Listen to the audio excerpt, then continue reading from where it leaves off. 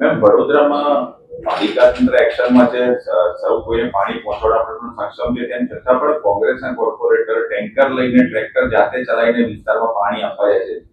તો ક્યાં પાણી નથી મળી રહ્યું એવી વાત છે કે પછી આ એક શું લાગે છે તમને?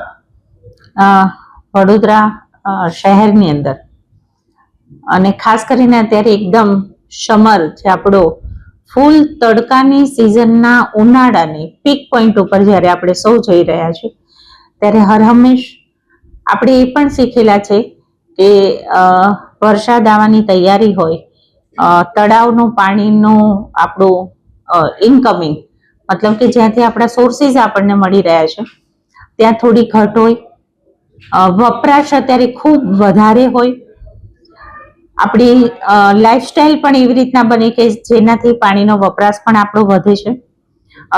અમુક જગ્યાએ જ્યાં પાણીની આપણી ઓછી પ્રેશર લાઈન પડે છે કે જૂની લાઈન પડે છે, જેમાં ક્યાંક આપણને કોઈ સોસાયટીની અંદર વોર્ડમાંથી ઘણી બધી જગ્યાએ અમારી પાસે પણ માહિતી આવી છે. દરેક વિસ્તારમાં કોઈ ને કોઈ જગ્યાએ ક્યાંક એવી માહિતી મળે, પણ કોર્પોરેશન આ બાબતે સજાગ છે, સારી રીતે કામગીરી કરી રહ્યું છે. ક્યાંય પણ આવી મુશ્કેલી પડે તો એનું સોલ્યુશન કેવી રીતના નીકાળી શકાય એ કોર્પોરેશનના અધિકારીઓ સાથે સહેમતી સાથે આ કામગીરી થતી હોય છે. એટલે કોઈ કદાચ વ્હીકલ ચલાવતા કોઈને આવડે છે અને કોઈને વ્હીકલ ચલાવતા નથી આવડતું, પણ વિષય વસ્તુ કોર્પોરેશનને પાણી પૂરું પાડવું જોઈએ એ અમારી સૌની જવાબદારી છે. દરેકના વિચારો અલગ હોય છે, દરેકના મંતવ્ય અલગ હોય છે. મેં કીધું એમ વ્હીકલ આવડે છે કે નથી આવડતું, પાણી પહોંચવું એ અગત્યનો વિષય છે.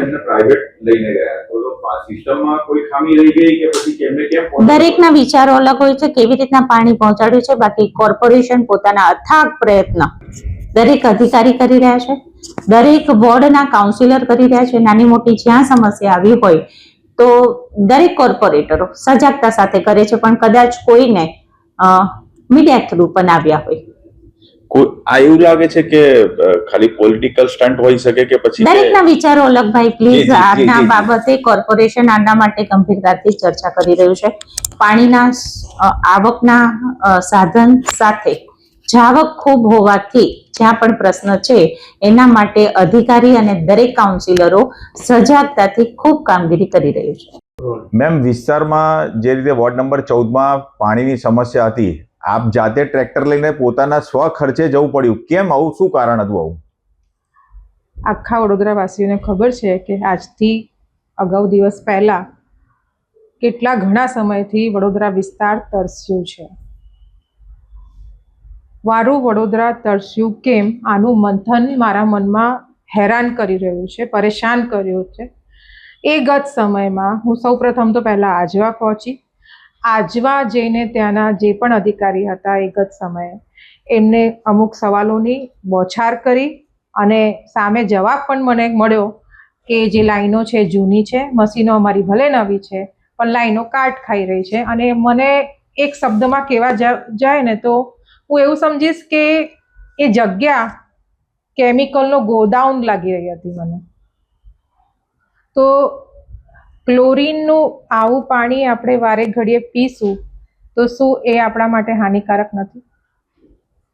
લોકોના વાળ ઝડી રહ્યા છે, લોકોની સ્કિન ખરાબ થઈ રહી છે, કેલ્શિયમ, વિટામિન B12, મિનરલ્સ મળી જ નથી રહ્યા. તો આ તે કેવું પાણી પી રહ્યા છે આટલા વર્ષો સુધી?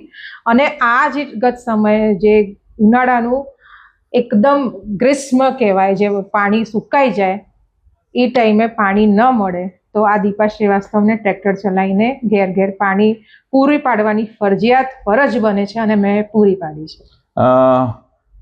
ટ્રેક્ટર આવડતું હોય તો ચલાવે, એમાં શું વાંધો છે? તેમાં શું વાંધો છે? કોઈ પણ સ્ત્રી હોય પુરુષ હોય, અગર લાયસન્સ છે તો આપ ડ્રાઈવ કરી શકો છો. કેટલાકને નથી ગમ્યું, શહેરના વિકાસ માટે તમે નીકળ્યા તો કેટલાક નથી ગમ્યું, એવી વાત છે. હવે જો જેને ગમ્યું તે ગમ્યું, જેને ના ગમ્યું એમને રામ રામ.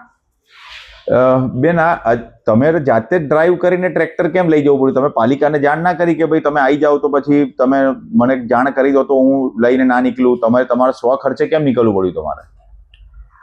સૌ પ્રથમ તો વોર્ડ નંબર 14નો વિસ્તાર ઘણો મોટો છે અહીંયા વસ્તી વધારે છે.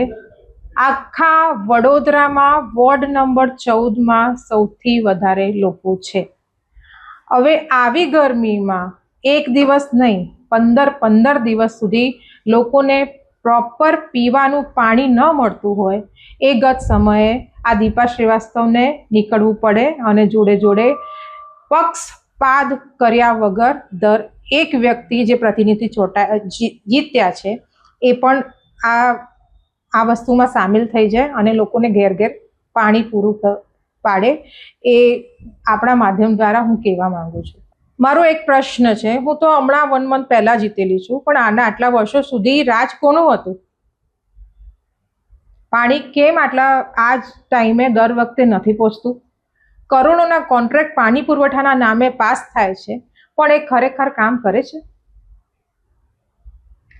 સંકલનની જે આજે મીટિંગ હતી એમાં મારો સૌથી મેઇન મુદ્દો હતો મારું વડોદરા તરસ્યું કેમ. આ પોલિટિકલ સ્ટન્ટ કહી રહ્યા છે. તમારી આ ઘટનાને શું કહેશો? મેં પહેલા પણ કીધું છે કે હું જનતાની અવાજ છું.